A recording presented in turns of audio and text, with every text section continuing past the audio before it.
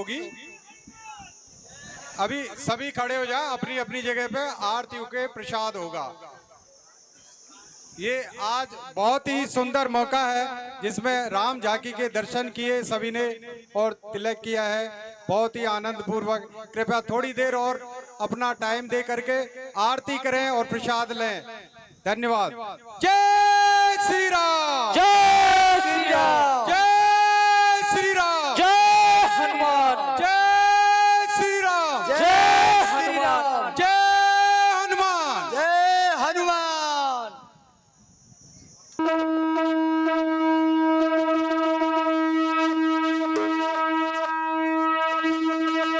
हे राजा राम त्यारी आरती गाओ, हे राजा राम त्यारी आरती गाओ, हे राजा राम तेरी आरती गाओ, आरती गाओ प्यारे आप खोर जाओ, आरती गाओ प्यारे आप को रिझाओ, आरती गाओ प्यारे आप खोर जाओ, आरती गाओ प्यारे आप को रिझाओ, हे सीताराम प्यारी आरती गाओ, हे राधा राम तेरी आरती गाओ, सूर्य मुकुट प्यारे शीशो पे सोए, सूर्य मुकुट प्यारे शीश पे सोए, प्यारी प्यारी सूरत प्यारी मेरो मन मोहे, प्यारी प्यारी सूरत प्यारी मेरो मन मोहे, देखे छवि पे बलिहारी जाओ, हे राजा राम तेरी आरती गाओ, आरती गाओ प्यारे आप गोरे जाओ, आरती गाओ प्यारे आप को रिझाओ, हे सीताराम प्यारी आरती गाओ, हे सीताराम तेरी आरती गाओ, चरणों से लेके लिए गंगा प्यारे, चरणों से निकली है गंगा प्यारे, इसने सारे दुनिया तारे, जिसने सारी दुनिया तारी, इन चरणों में मैं तो शीश झुकाऊं, हे राजा राम तेरी आरती गाओ, आरती गाओ प्यारे आपको मनाऊं, आरती गाओ प्यारे आप को रिझाओ, हे सीताराम प्यारे आरती गाओ, हे सीताराम तारी आरती गाओ, श्री हरिदास के प्यारे तुम हो, श्री हरिदास के प्यारे तुम्हें हो, हम भक्तों के जीवन धन हो, हमें भक्तों के जीवन धन हो, बार बार प्यारे दर्शन पाओ, हे राजा राम तेरी आरती गाओ, आरती गाओ प्यारे आपको रे जाओ, आरती गाओ प्यारे आप को रिझाओ, हे सीताराम प्यारी आरती गाओ, हे सीताराम तेरी आरती गाओ, व्यास दास के नाथे आप हो, व्यास दास के नाथ आप हो, सुख दुख जीवन प्यारे साथ आप हो, सुख दुख जीवन प्यारे साथ आप हो, प्यारे छवि प्यारे मन में बसाओ,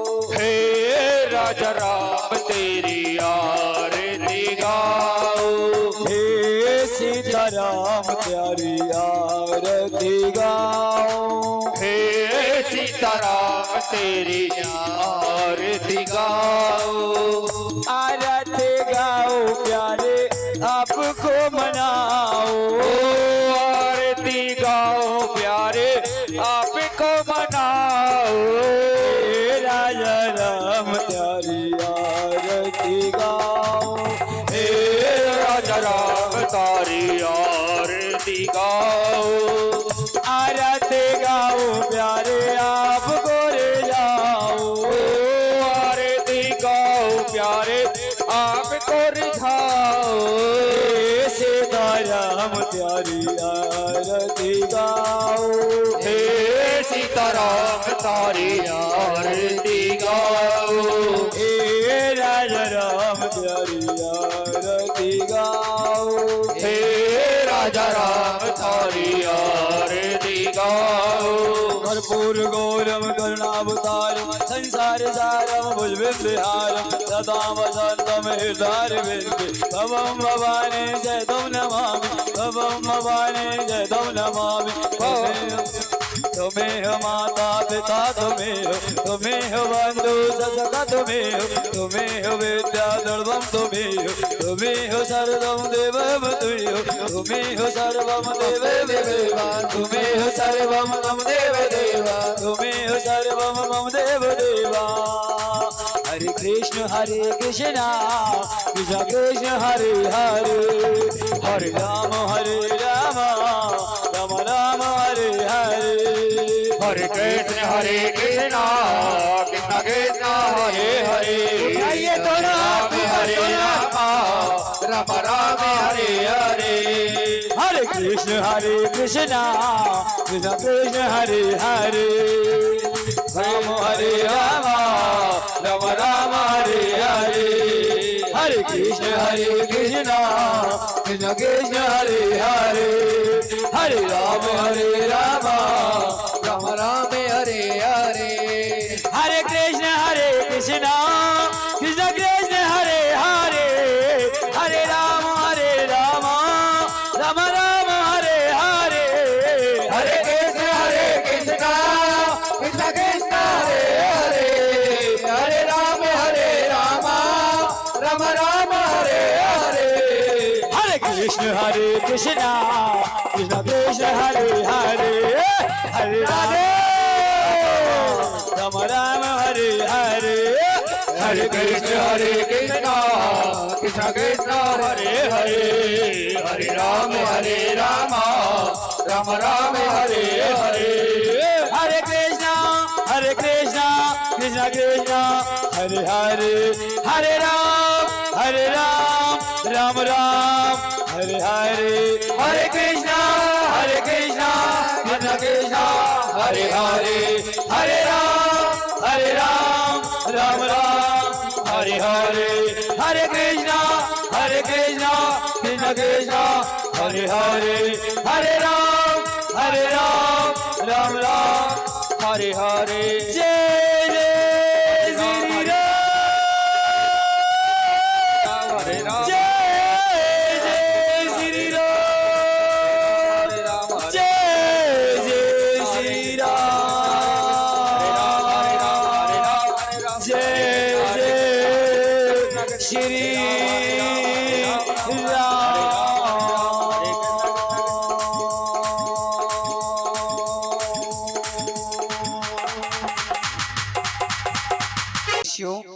हे ब्राह्मण कुमारों, मैंने तुम्हें कार्तिक मास के महात्म्य का वर्णन किया, जो रामायण का महात्म्य वर्णन है।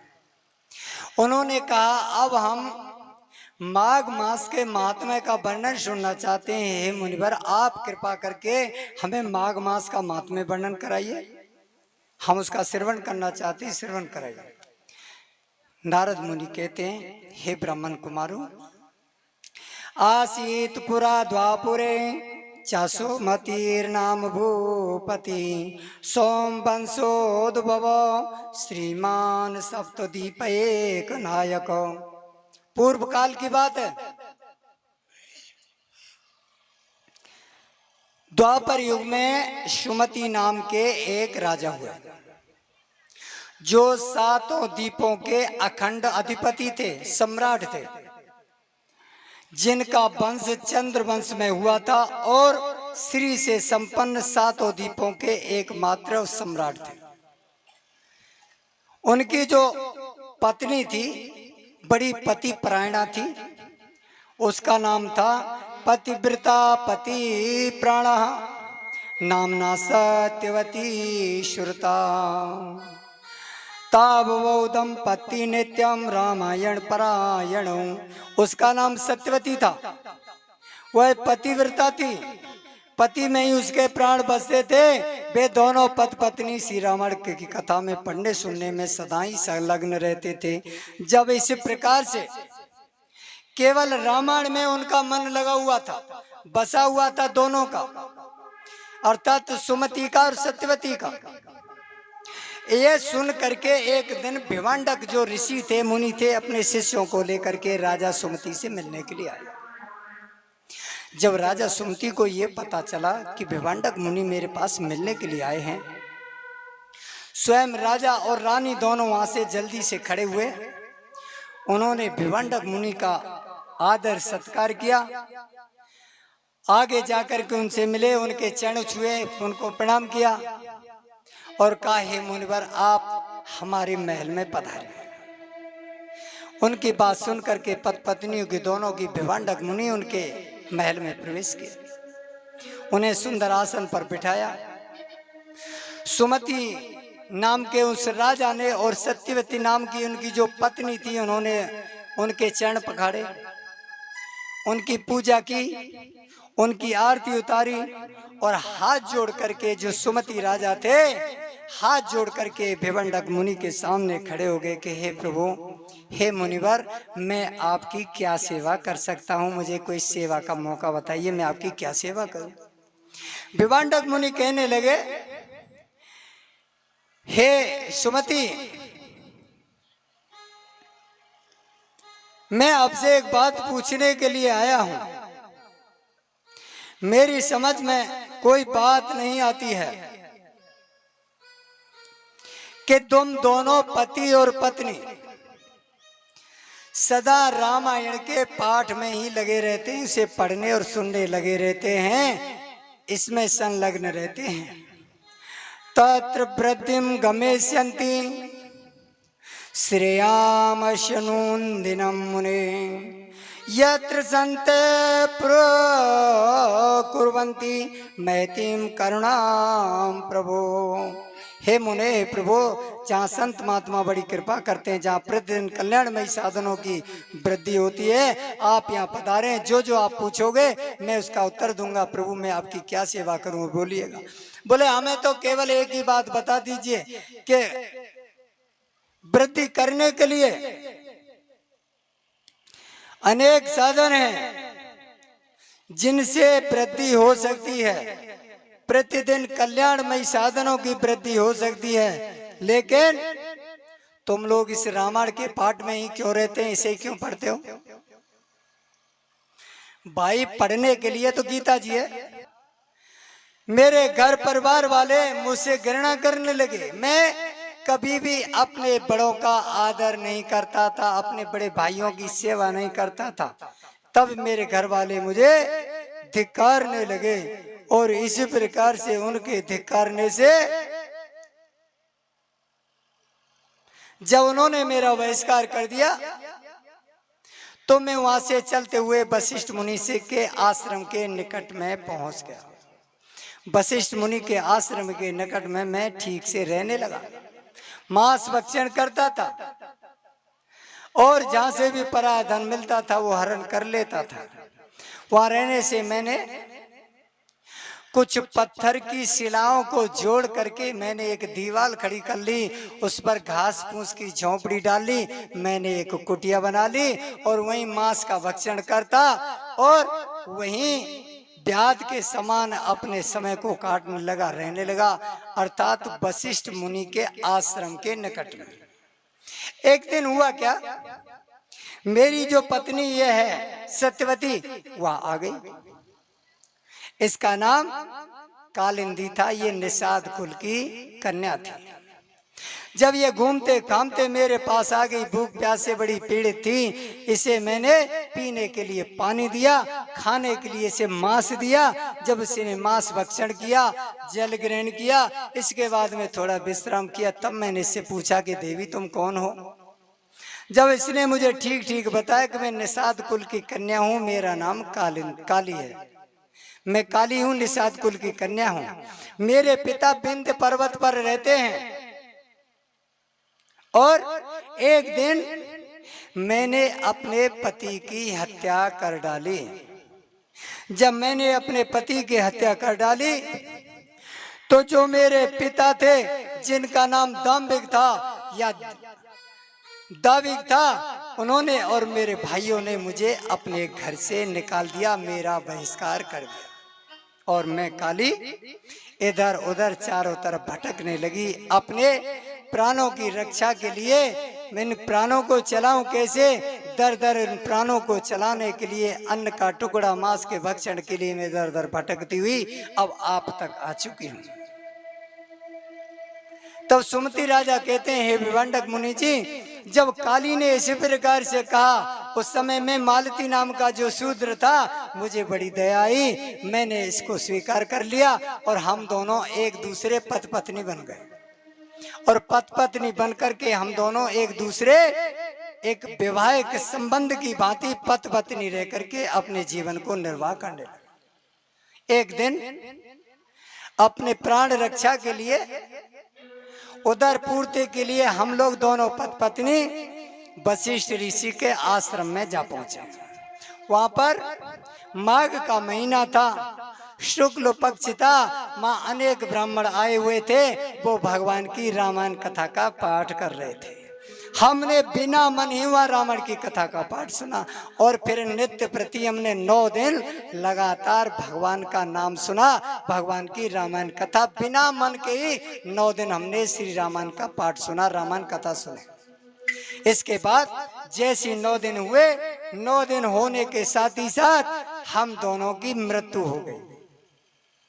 और जैसी हम दोनों की मृत्यु हुई, भगवान के धाम से एक विमान आया, उस विमान में हम दोनों बैठ करके भगवान के श्री सांकेत धाम में चले गए। वाल्मीकि जी अपने ग्रंथ में यहाँ वर्णन करते हैं, ये वो सांकेत धाम नहीं है जो प्रभु श्री राम का सांकेत धाम था, जहाँ एक बार जाने के बाद में दोबारा पुनरागमन नहीं होता है। ये उसी की भांति दूसरा एक सांकेत धाम था। सुमति कहता है, वहां अनेक काल तक, अनेक समय तक हमने बड़े सुख के साथ हम दोनों पति पत्नी वहां रहे। इसके बाद में वहां से हम लोग इंद्रलोक में आ गए। इंद्रलोक में नहीं, ब्रह्मलोक में। और अनेक दिनों तक हम ब्रह्मलोक में उन्हें सुख का अनुभव किया और वास किया। ब्रह्मलोक से हम लोग इंद्रलोक में आ गए और इंद्रलोक से हम लोग पृथ्वीलोक में आ गए। और आज पृथ्वीलोक में हमने अतुल संपत्ति पाई है, अतुल वैभव पाया है। वो 7 द्वीपों के एकमात्र सम्राट थे। और ये मेरी जो पत्नी है, इसलिए मेरी और मेरी पत्नी की श्री रामायण कथा में, श्री रामायण में तब से ही हमारी श्रद्धा हो गई है। उसी प्रभाव से इसका हमको अभी तक ज्ञान है कि पहले रामायण की कथा अगर हमने बिना मन के सुनी, कैसे बिना मन के, वशिष्ठ ऋषि के आश्रम में जाने से, बिना मन के श्री रामायण की कथा सुनने से हम लोगों ने जो अतुल संपत्ति पाई है, हम लोग सांकेत धाम में रहे, ब्रह्मलोक में रहे, इंद्रलोक में रहे और यहाँ सुख का अनुभव किया है, तब हमारी श्रद्धा होगी। अगर हम मन से रामायण की शरण में चले जाएं, रामायण की कथा सुने और श्रवण करें या पाठ करें, तो अवश्य भगवान की प्राप्ति हो जाएगी। हे विभांडक मुनि जी, इसलिए हम दोनों की रामायण कथा में प्रीति हो गई। बोलो वृंदावन बिहारी लाल की। सुन करके विभांडक ऋषि बड़े प्रसन्न हुए और अपने शिष्यों को लेकर के अपने आश्रम में चले गए।